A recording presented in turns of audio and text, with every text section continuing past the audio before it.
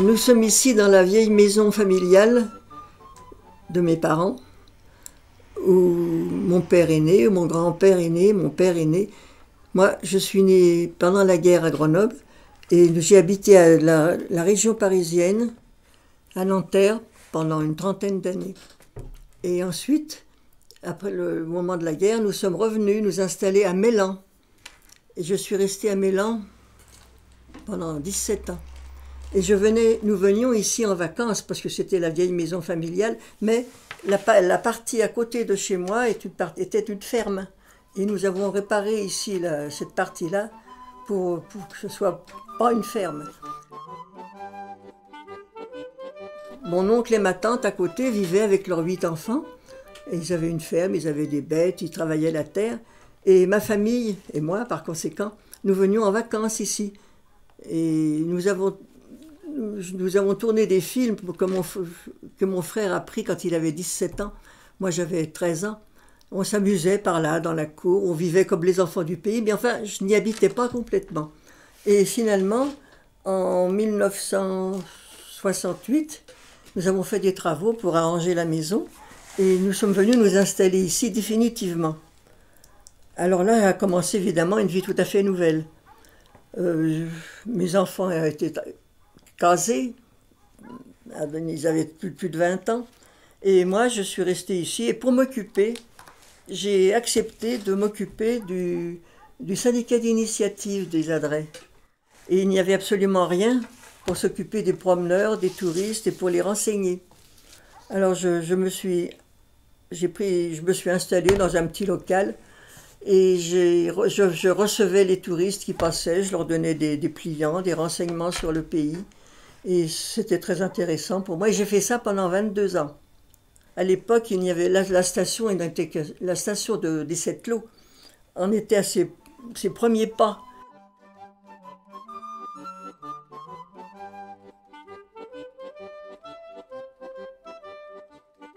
Je suis venu aux Adrets, j'avais l'âge de 13 ans.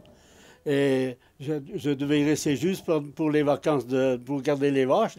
Et puis, total, j'y ai fait ma vie. Alors, je me suis marié en 1948 avec mon épouse. On a travaillé la ferme.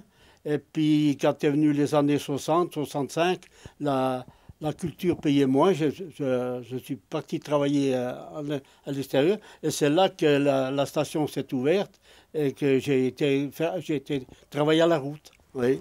Et depuis, je suis même resté à cette entreprise, jusqu'à la retraite. 2-3 fois par mois, il vient me trouver, et on va même manger ensemble. Si tous les ouvriers et les patrons étaient comme moi, la France serait riche. On allait travailler dans la vallée, on a été travailler jusqu'à Champs-Rouge, même en Savoie. Ça dépend où était le travail.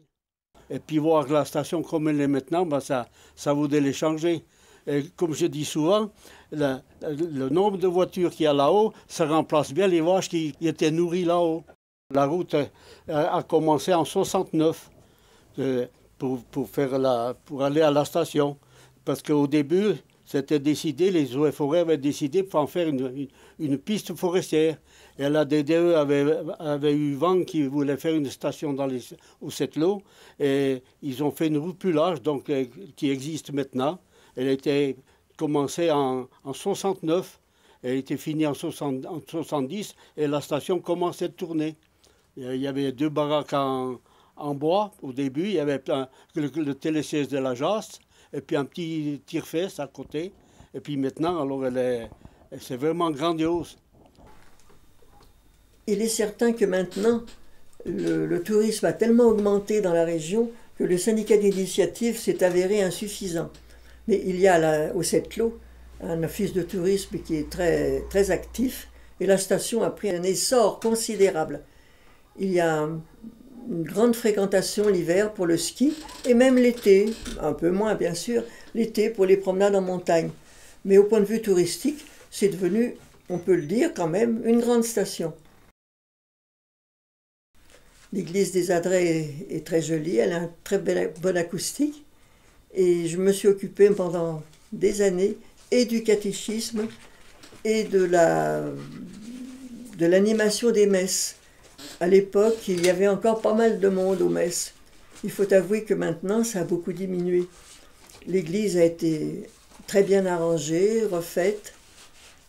Là, dernièrement, on a refait un superbe chauffage. Mais maintenant, je suis un petit peu trop vieille pour m'occuper de la musique. Alors, je laisse la place aux jeunes. On est d'une association, donc les Paysans des Sept Lots, qui regroupe plusieurs communes. Ça part de Saint-Pierre-d'Alvar jusqu'à Saint-Agnès-Saint-Mury. Alors les femmes, l'hiver, elles tricotaient, faisaient des objets, des chaussettes, des pullovers. Et les hommes faisaient des objets en bois, de la vannerie, comme de la paillasse, des paniers. Oui, les anciens ont toujours fait ça. D'ailleurs, c'est les anciens qui nous ont appris. Ouais. C'était les soirées d'hiver, on faisait ça. Oui, quand la neige tombait, quand on avait fini de soigner nos bêtes, voilà ce qu'on faisait.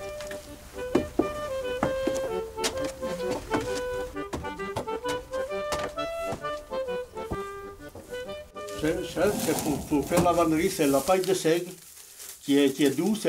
On prend la paille de blé, mais elle est un peu plus raide. Et la paille de seigle est vraiment douce. On fait des petits outils.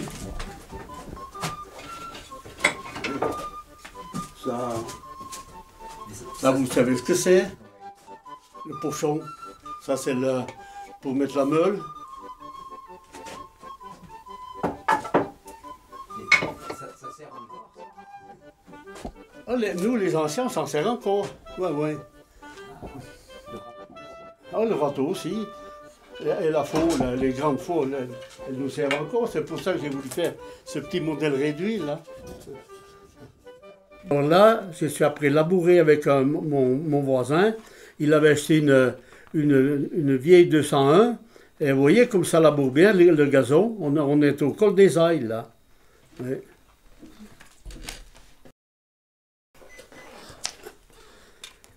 Et là, c'est la récolte du maïs. On est un peu haut, mais vous voyez, cette année-là, ils étaient encore assez jolis. Et ça nous sert bien pour nos volailles et puis pour nos bêtes. Cette photo, on se trouve au Blétière, à un hameau de la commune des Adrets. C'est la doyenne de la commune à cette époque. C'est Madame Avenier. C'était le lendemain de la bûche de Noël, alors qu'elle était ancienne, elle n'avait pas pu venir à la bûche.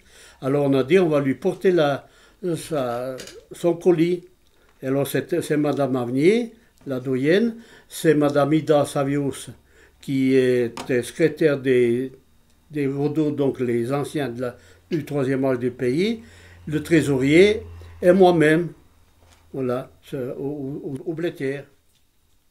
Et puis on fait une grande fête sur le col des Ailles le deuxième dimanche d'août. Alors là, tout le balcon est presque présent. On fait beaucoup de repas, à midi et le soir. Et on fait le fameux repas qui s'appelle le rata.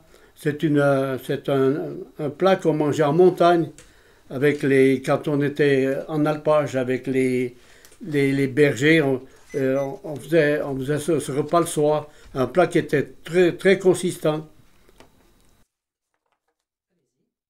Et là, nous sommes en 1939.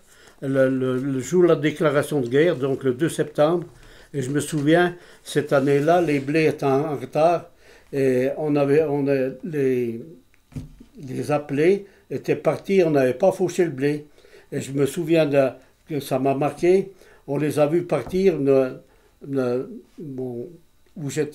maison où je travaillais, le fils et puis un voisin. Ils nous ont fait signe depuis la route qu'ils partaient. Nous, on était après fauchés avec le pépé. Alors le pépé me fait, j'espère qu'ils ne verront pas ce que nous, on a vu en 14-18. Et Alors la guerre, bien sûr, ça a été un peu la débâcle. Après, nous avons eu le maquis. Avant le maquis, nous avons fait les camps de jeunesse. Nous, j'étais de la classe 21. Il n'y avait plus d'armée. On a fait les camps de jeunesse. Après, on a eu le maquis qui est venu s'installer en 1943. Et ils étaient ravitaillés par les gens de la commune. Et je me souviens d'une fois, le 4 juin 1944, les Allemands sont montés à Tess. Et avec mon voisin, on était partis aux violettes. Avant, c'était l'habitude d'aller ramasser des violettes pour faire la tisane l'hiver.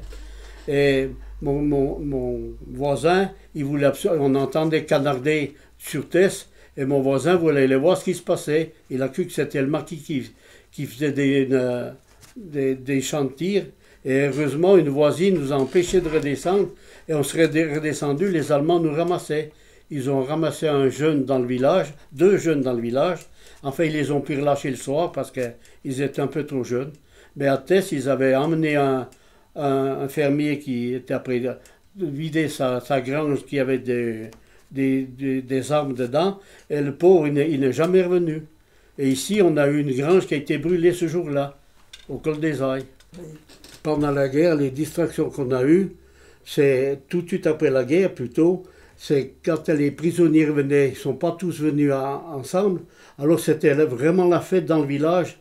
Alors on descendait au village, tous les gens, les jeunes du village, de la commune, et il y avait un bal chez Madame Sadou, où dans le temps on faisait la vogue.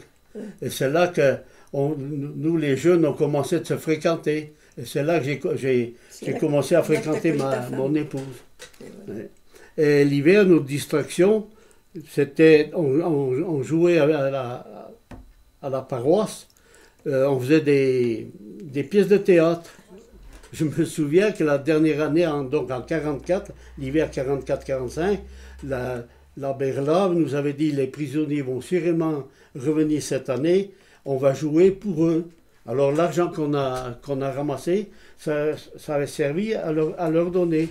Je me souviens qu'à cette époque-là, on avait ramassé 25 000 francs. Oh là là. Et c'était gros. C'était beau. Et c'est ce que la paroisse a donné aux prisonniers. Ils étaient 10 ou 11. Il y avait beaucoup de soldats qui sont revenus de la guerre, là. Ah oui, ils étaient prisonniers. Il y en a 10 qui étaient restés prisonniers. Ah, oui. Ouais. Il y avait une salle à la paroisse, une salle qui avait été faite par la paroisse, qui avait été inaugurée en 1934. Ouais. C'est l'abbé Ploupraillé qui avait lancé cette idée. Tout le monde avait contribué, les paysans avaient apporté chacun ce qu'il pouvait, pour fabriquer cette salle. Et je me rappelle, avec mon frère qui avait à l'époque une vingtaine d'années et moi 15 ou 16, on avait fait tout un spectacle pour l'inauguration de cette salle. On avait joué une pièce de théâtre. Mon cousin Noël, qui était violoniste, avait joué beaucoup de violon. Moi, j'avais joué du piano. On avait fait toute une séance, on avait joué une pièce de théâtre. Et après, tous les jeunes ont continué à s'amuser dans cette salle. Oui, c'est de là que c'est parti. Ouais. C'est de là qu'est parti le fait que beaucoup de jeunes se connaissaient là. L'hiver, c'était les garçons jouaient une pièce et les filles jouaient une autre pièce. C'était pas mélangé. Ah. Dans le pays, tout de suite après la guerre de 1945, le pays c'était tout agricole. Hein.